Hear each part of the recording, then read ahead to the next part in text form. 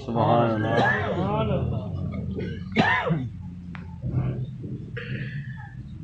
ونصلي ونسلم على سيدنا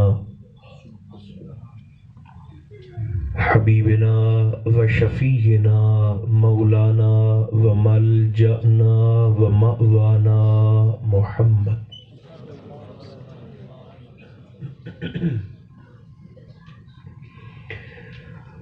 رسوله النبي الكريم الأمين المكين الحنين الرؤوف الرحيم وعلى آله الطيبين الطاهرين وعلى صحبه أجمعين أما بعد فأعوذ بالله من الشيطان الرجيم بسم الله الرحمن الرحيم ورحمتي وسعت كل شيء صدق الله مولانا العظيم.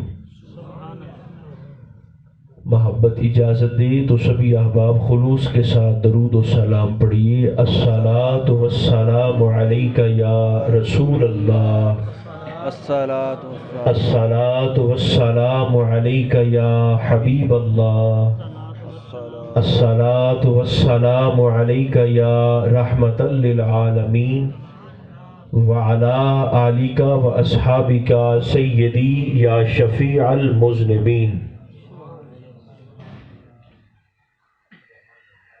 اللہ تبارک و تعالی جل مجدہ العظیم کی حمد و ثنا حضور نبی محترم رسول محتشم رحمت عالم صلی اللہ علیہ وآلہ وبارک وسلم کی ذات بے کس پناہ پہ بے شمار ہدیہ درود و سلام کے بعد میرے عزیزوں، اللہ رب العزت کا شکر ہے جس نے ہماری گردنوں میں غلامی مصطفیٰ کا پٹا عطا فرمایا. صاحب خانہ اور آپ تمام دوست مبارکباد کے مستحق ہیں جنہوں نے اس ماہ رسول میں اور ان بابرکت ساعتوں میں جو عن قریب آنے والی ہیں ذکر خیر کا خوبصورت اور پرخلوص اہتمام کیا ہے. ہدیہ تبریک پیش کرنے کے ساتھ ساتھ میں دعا گو ہوں رب ذوالجلال اس حاضری کے طفیل ہم سب کے گناہوں کو معاف فرمائے. جن دوستوں نے اہتمام کیا ہے اور شرکت کی ہے اللہ سب کو اپنے کرم کے مطابق اجر عطا فرمائے، اور اللہ میرا اور آپ کا خاتمہ ایمان پر فرمائے. ماہ شعبان المعظم کی اہمیت دین اسلام میں مسلم ہے اور اس کا انکار کسی بھی طور مناسب نہیں ہے. بالخصوص اس مہینے کی نصف شب 15 شعبان المعظم کی رات جسے شب بارات کہا جاتا ہے. بارات کا معنی ہے آزادی، اور اس رات کو آزادی کی رات اس لیے کہا جاتا ہے کہ سرکار دو عالم علیہ السلام کی حدیث مبارکہ ہے. آقا ارشاد فرماتے ہیں اللہ رب العزت اس رات قبیلہ بنی کلب کی بکریوں کے بالوں کے برابر میری امت کے لوگوں کو جہنم سے آزادی کا پروانہ عطا فرماتا ہے. اس مناسبت سے اس رات کو شب بارات یعنی آزادی کی رات کہا جاتا ہے. اور ہمارے محبوب کا یہ طریقہ تھا اور آپ کی سنت متواترہ تھی کہ آپ اس مہینے میں کثرت کے ساتھ نفلی عبادت کا اور روزوں کا اہتمام فرماتے تھے. سیدہ عائشہ صدیقہ رضی اللہ تعالی عنہا ام المومنین آپ فرماتی ہیں کہ میں نے ماہ شعبان کے علاوہ رمضان کے بعد ماہ شعبان کے علاوہ کسی اور مہینے میں حضور علیہ السلام کو اتنے روزے رکھتے اور اتنی قیام کرتے نہیں دیکھا جتنا حضور کثرت سے ماہ شعبان میں اہتمام فرماتے تھے. اور آپ فرماتی ہیں میں نے اپنے محبوب سے ایک دن وجہ پوچھی کہ حضور اس کی وجہ کیا ہے؟ ماہ شعبان میں آپ اتنی کثرت کے ساتھ عبادت کا اہتمام کرتے ہیں، اس کی وجہ کیا ہے؟ تو سرکار نے فرمایا عائشہ وجہ یہ ہے کہ اس رات کو مخلوق کے اعمال رب کریم کی بارگاہ میں پیش کیے جاتے ہیں، اور میں چاہتا ہوں کہ جب میرے اعمال میرے مولا کی بارگاہ میں پیش ہوں تو اس وقت میں محمد حالت روزہ سے ہوں. صلی اللہ علیہ وسلم.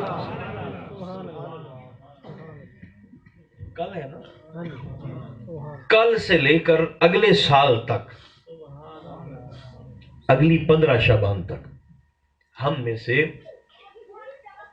جتنے لوگوں نے فوت ہونا ہے، لکھا ہوا تو ہے لوح محفوظ میں، وہ جانتا بھی ہے، مگر ملک الموت کو ان لوگوں کے نام دے دیے جاتے ہیں. کلو کی رات جن لوگوں نے اگلے سال تک فوت ہونا ہے ان کے نام اللہ رب العزت فرشتوں کو دے دیتا ہے، اور کل سے لے کر اگلے سال اس دوران جن روحوں نے دنیا میں آنا ہے ان کے نام بھی اللہ رب العزت فرشتوں کو دے دیتا ہے.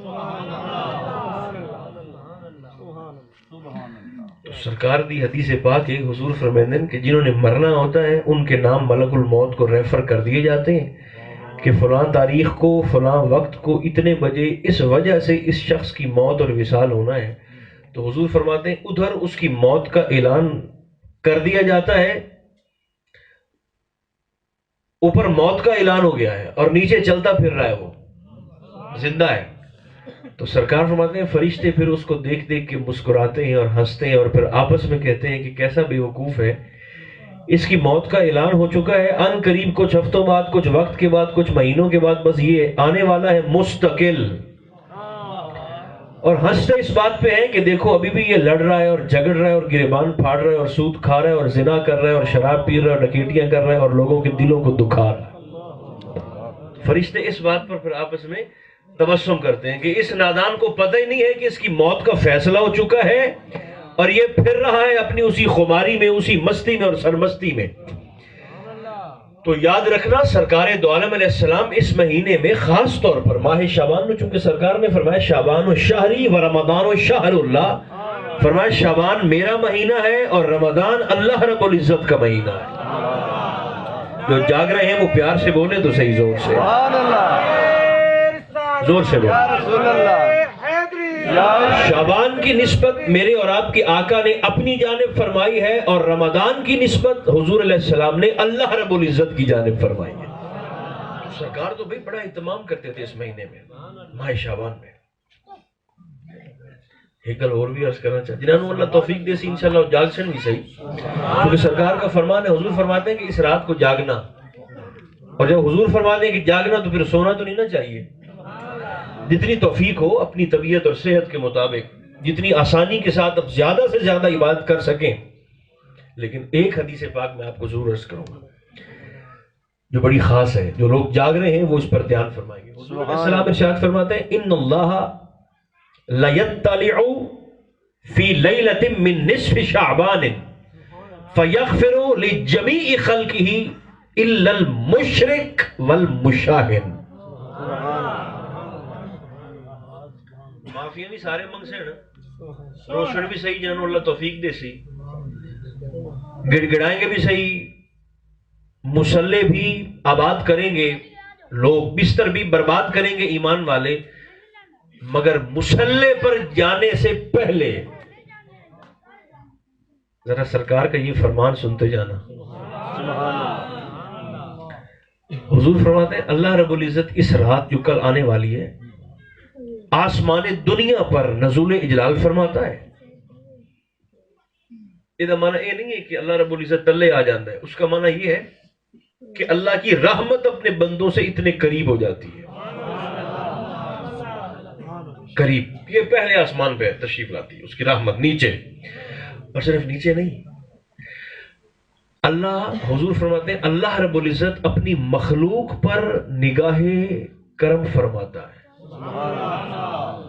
ایک ایک ساری دنیا دے مکھی چا نچوڑو نا, کیا کرو, شہد نچوڑ دے نا, ساری دنیا کے شہد نچوڑ دے,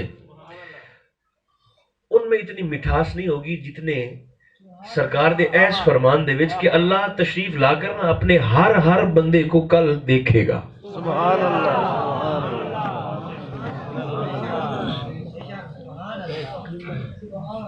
اصل چس بھی ہر بندے چ آپ ہی چوندی ہے تے بد ذوقی بھی آپ ہی چوندی ہے. یہ اس بندے دا وہ کمال ہے ہوتا کہ وہ سرکار دے فرمان تو کتنی حلاوت حاصل کرتا ہے, کتنی لذت اور مٹھاس حاصل کرتا ہے.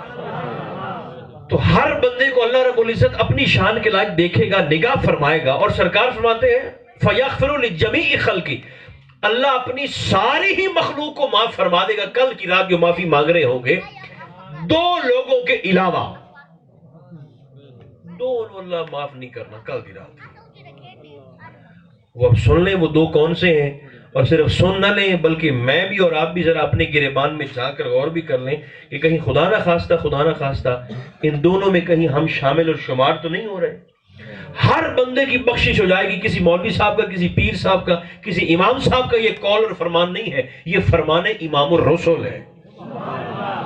لیکن دو کو معاف نہیں کرے گا, الا المشرک, وہ شخص جو اللہ رب العزت کی ذات کے ساتھ کسی کو شریک ٹھہراتا ہے, شرک کرتا ہے, اللہ اس کو بھی معاف نہیں کرے گا. یہ تو ساڑھے چکائی نہیں. الحمدللہ یہ تو ہمیں حضور کے فرمان پر یقین ہے. بخاری شریف کی حدیث پاک ہے, سرکار فرماتے ہیں, حضور فرماتے ہیں مینوں آپ دے وصال دے بعد آپ دی امت تے شرک دا خطرہ کوئی نہیں. سبحان اللہ. اور اگر کوئی بد مذہب, کوئی دوسرا تیسرا وہ ہمیں کہتا پھرے کہ تم مشرک ہو, تم فلاں ہو, تم شرک کرتے ہو, تم یہ کرتے ہو, تم وہ کرتے ہو, تو وہ بھائی بک بک کرتا رہے. وہ اس لیے کہ سرکار کے فرمان کے سامنے اس کی زبان درازی کی اہمیت ہے ہی کوئی نہیں. جب سرکار نے ہمیں فرما دیا ہے کہ اپنے وصال کے بعد میں تم پر شرک کا خوف محسوس ہی نہیں کرتا, تو پھر ہمیں کسی ایرے غیرے نتھو خیرے سے گارنٹی لینے کی ضرورت ہی کوئی نہیں. تو سرکار فرماتے ہیں کہ ایک تو اسے اللہ معاف نہیں کرے گا جو مشرک ہوگا. کون ہوگا؟ مشرک. توڑی اکھی بھی اور پاسے ہو گئے تو توجہ بھی اور پاسے ہو گئی. ادھر دیکھیے میری جان, ایک تو اللہ مشرک کو معاف نہیں کرے گا. بھئی شرک تو الحمدللہ ہمارے اندر نہیں ہے, لیکن جی دوئی گل سرکار فرمائیے نا وہ دی گارنٹی میں نہیں دینا.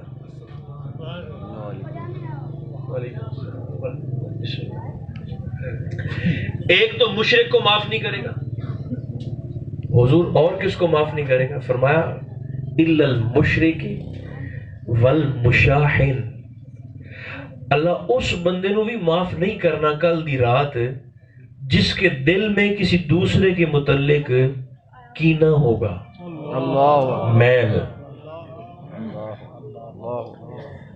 کل مسلح تے کھلون تو پہلا کوشش کرتے اینو پاک کرے ہیں پہلے, میں بھی اور تساں بھی. جس کے دل میں کسی دوسرے کے متعلق کینہ ہوا نا, کینہ, بغض, ویر اور تکلیف اور نقصان پہنچانے کا خیال, کینہ اصل وچ ہوندا ہی اس ویلے پیدا جس ویلے بندے سے میں آ جاندی. کیا آتی ہے؟ یہ لفظ زور سے بولو جو جاگ رہے ہو. میں. آپ حیران ہوں گے 6 کروڑ سال سجدے کرنے والا اور 18,000 سال تک بیت المعمور کا طواف کرنے والا حاجی ابلیس دی گل کرتا پیا. اللہ. جیسے بیت اللہ شریف ہے نا, ہمارا کعبہ قبلہ بیت اللہ شریف مکہ مکرمہ کے اندر, حدیث پاک میں آتا ہے اسی بیت اللہ کے بالکل اوپر سیدھ میں 7ویں آسمان سے اوپر اور سدرۃ المنتہا سے بھی اوپر ایک اور کعبہ ہے اور قبلہ ہے, اسے کہا جاتا ہے بیت المعمور. جیسے اس کعبے کا طواف ہم لوگ کرتے ہیں, اس کعبے کا طواف اللہ کی نوری مخلوق اور ملائکہ کرتے ہیں. اور جبریل امین اس کعبے کے خطیب ہیں، بیت المعمور کے خطیب ہیں، تقریر بھی کرتے ہیں فرشتوں کے سامنے، ان کو نماز بھی پڑھاتے ہیں، جمعہ بھی پڑھاتے ہیں اپنی شان کے لائق، طواف بھی کرتے ہیں۔ تو سا حیران ہو جاسو 18,000 سال تک ابلیس بیت المعمور کا طواف کرتا رہا۔ یہ میں نو ذہن سے رکھا ہے، میں نو، اور 6 کروڑ سال تک اللہ کو سجدے کرتا رہا۔ علماء سمجھانے کے لیے فرماتے ہیں اگر ابلیس کے سجدوں کو زمین پر رکھنا شروع کرو تو زمین پر اتنی جگہ بھی نہیں بچنی کہ بندہ زمین پہ رائی کا دانہ بھی رکھ سکے۔ اتنا بڑا اللہ کا ساجد اور عابد اور حاجی اور نمازی ایک لمحے میں لعنتی ہو گیا۔ کیوں؟ قرآن کہتا ہے اس کی وجہ یہ ہے، اس نے صرف یہ کہا تھا، آدم علیہ السلام نے مخاطب ہوتے رب کریم نے، اور صرف ایک گل کیتی آئی، انا خیر منہ، میں اس سے بہتر ہوں۔ کیا کہا تھا؟ میں اس سے بہتر ہوں۔ بھائی زور سے بولو میرے دوستو، میں اس سے بہتر ہوں۔ میں کیا کہا تھا؟ میں اس تو بہتر ہوں۔ اللہ نے لعنتوں کا توق گلے میں ڈال کر ایڈا پرانا حاجی تے ایڈا پرانا نمازی دھتکار کے بارگاہ سے نکال دیا۔ ہمارے شجاع آباد کے علاقے میں حافظ فتح محمد صاحب، ان کا مثال ہو گیا رحمۃ اللہ تعالی علیہ، بڑے درویش تھے، ان کے متعلق